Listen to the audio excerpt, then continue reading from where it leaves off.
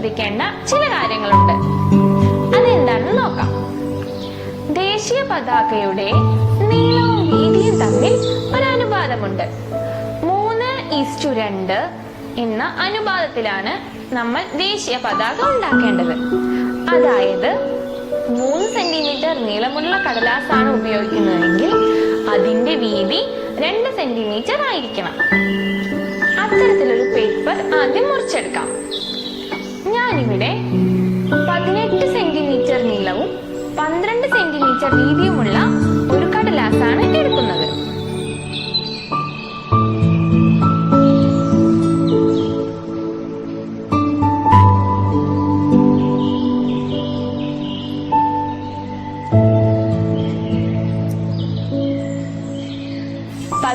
Centimetre നീളവും 12 centimetre വീതിയുമുള്ള വെള്ള നിറത്തിലുള്ള ഒരു കടലാസ് നമ്മൾ പതാക നിർമ്മിക്കാനായി എടുക്കുന്നു. നമ്മുടെ ദേശീയ പതാകയിൽ ഏതൊക്കെ നിറങ്ങളാണ് നിങ്ങൾ കണ്ടിട്ടുള്ളത്? നമ്മുടെ ദേശീയ പതാകയിൽ 3 നിറങ്ങളാണ് ഉള്ളത്. മുകളിൽ കുങ്കുമ നിറം, നടുവിൽ വെള്ള നിറം, താഴെ ഭാഗത്ത് പച്ച നിറം. 3 നിറങ്ങളും തുല്യ അളവിലാണ് ഉള്ളത്. അപ്പൊ നമുക്ക് ആദ്യം ഈ വെള്ള കടലാസിനെ 3 തുല്യ ഭാഗങ്ങളാക്കി മാറ്റാം. 12 സെന്റിമീറ്റർ ഉള്ള കടലാസിനെ 4, 4, 4 എന്നിങ്ങനെ 3 തുല്യ ഭാഗങ്ങളാക്കി നമുക്ക് മാറ്റാം. 4 സെന്റിമീറ്റർ, 4 സെന്റിമീറ്റർ, 4 സെന്റിമീറ്റർ.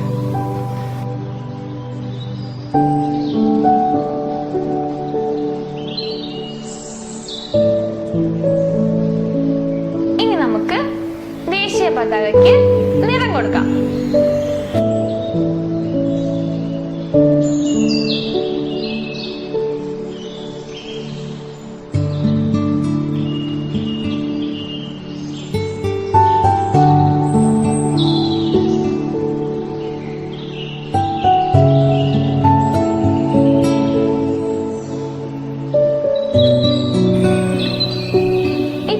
ത്രിവർണ്ണ പതാകയുടെ നിറങ്ങളായി. ഇനി നമുക്ക് അശോക ചക്രം വേണ്ടേ? 24 ആരക്കാലുകളുള്ള അശോക ചക്രം വരയ്ക്കാം. അതിനായി ആദ്യം ഇതിന്റെ നടുഭാഗം കണ്ടുപിടിക്കാം.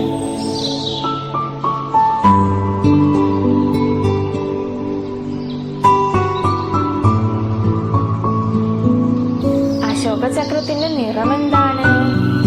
നീല നിറം. ഇനി 24 ആരക്കാലുകൾ വരയ്ക്കണം. അതിനായി ആദ്യം ഈ വൃത്തത്തെ 2 തുല്യ ഭാഗങ്ങളാക്കുന്നു.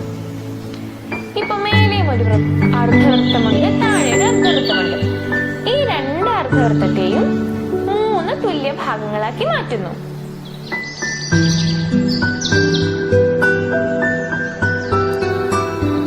നമുക്ക് 6 കഷ്ണങ്ങൾ കിട്ടിയിട്ടുണ്ട്. ഈ 6 കഷ്ണങ്ങളെയും വീണ്ടും നമുക്ക് പകുതിയാക്കാം.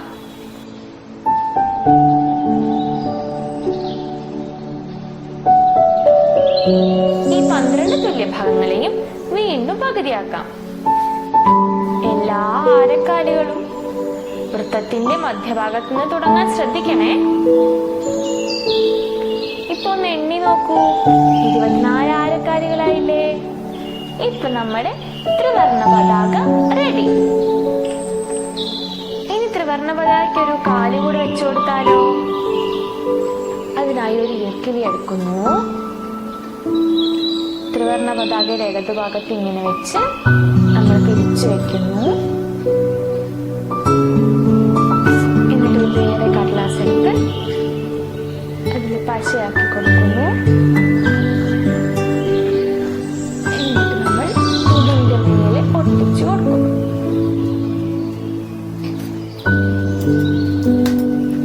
ഇപ്പൊ നമുക്ക് ഓഗസ്റ്റ് 15 ഉയർത്താനുള്ള ത്രിവർണ്ണ പതാക റെഡിയായി. Thank you.